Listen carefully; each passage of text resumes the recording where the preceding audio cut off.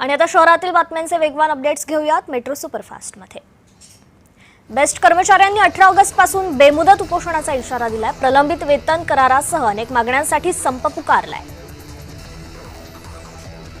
मंत्री गिरीश महाजनांची नाशिक पालकमंत्रीपदी नियुक्ती झाल्याने जळगावमध्ये भाजप कार्यकर्त्यांनी आनंद साजरा केला।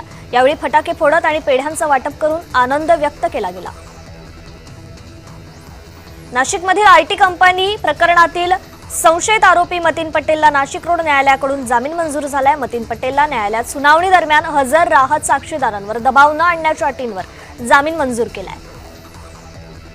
महाराष्ट्रात वर्ष 2021 पासूनचे महाकवी कालिदास संस्कृत साधना पुरस्कार प्रलंबित आहे। पुरस्कार संस्कृत दिनाच्या दिवशी देण्याचा शासन निर्णय, परंतु चालू झाल्यापासून एकदाही पुरस्कार संस्कृत दिनाच्या दिवशी झालेला नाहीये। एनडी स्टुडिओचा अध्यक्षपदाचा मंत्री आशिष शेलारांनी पदभार स्वीकारला। अध्यक्ष विराजमान झाल्यानंतर महाराष्ट्र चित्रपट रंगभूमी आणि सांस्कृतिक विकास महामंडळांतर्गत एनडी स्टुडिओच्या संचालक मंडळाची बैठक घेतली। बैठकीत चित्रीकरणासाठी देण्यात येणाऱ्या स्थळांच्या शुल्कावर 31 मार्च 2027 पर्यंत 50% सवलत देण्याचा निर्णय जाहीर करण्यात आलाय। इकोलाय हा विषाणू सीएसएमटी स्थानकातील पाणपोईमध्ये सापडल्याचा अहवाल कॅगने दिलाय। मात्र हा अहवाल 2 वर्षापूर्वीचा असून महापालिकेची देखील तितकीच जबाबदारी असल्याचं वक्तव्य रेल्वेकडून करण्यात आलंय। पिंपरी चिंचवडमध्ये बसमध्ये प्रवास करणाऱ्या 55 वर्षीय प्रवाशाची अचानक प्रकृती बिघडली। प्रवाशाला घाम फुटून छातीत वेदना होत असल्याचं लक्षात येताच चालक वाहकानं विलंब न करता रुग्णालय गाठलं। चालक वाहकांच्या तत्परतेमुळे प्रवाशाचा जीव वाचलाय। मंत्री भरत गोगावले यांच्या रायगड पालकमंत्री घोषणेनंतर माणगाव महाडमध्ये कार्यकर्त्यांनी जल्लोष केला। फटाके फोडत एकमेकांना पेढे भरवत आनंद व्यक्त करण्यात आला।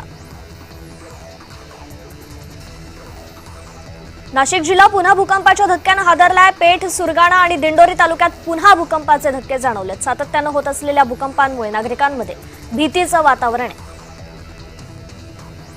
श्रावणी सोमवार निमित्त धनंजय मुंडेंनी बीडच्या परळीतील प्रभू वैजनाथाचं दर्शन घेतलं। मंदिर परिसरात भक्तिमय वातावरण निर्माण झालं। हर हर महादेवच्या जयघोषानं परिसर दुमदुमून गेला।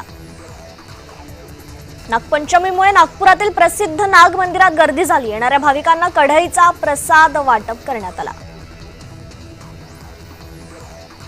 बीडमधील विलासगुळे हत्या प्रकरणी कुटुंबियांचे जिल्हाधिकारी कार्यालयासमोर उपोषण सुरू आहे। ओबीसी नेते लक्ष्मण हाकेंनी उपोषणस्थळी भेट दिली। सौरव सोनवणे यांना अटक करण्याकरता आणि इतर आरोपींवर कठोर कारवाई करण्याकरता उपोषण सुरू आहे।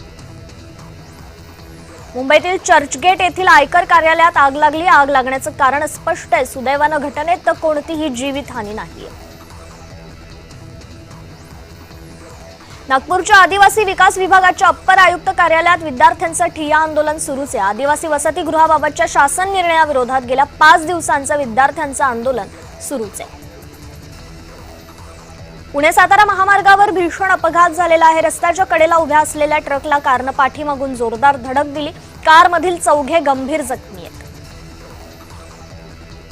तर पालघरमधील बोईसर तारापूर एमआयडीसीतील एका कंपनीत स्फोट झाला। दुर्घटनेत एक कामगार जखमी झाल्याची प्राथमिक माहिती आहे। मुंबईच्या अंधेरी पूर्वेत भटक्या कुत्र्यांचा त्रास वाढलाय। एका ज्येष्ठ महिलेवर 3 कुत्र्यांनी हल्ला केल्याची माहिती आहे। मुंबईत काही रेल्वे स्थानकांवरील पाण्यात संसर्गजन्य विषाणू आढळला। यावर मध्य रेल्वेचे मुख्य जनसंपर्क अधिकारी स्वप्नील निला यांनी भाष्य केले। भारतातील जवळपास 20,000 स्थानकांवर पाहणी करण्याचे आदेश देण्यात आलेले आहेत।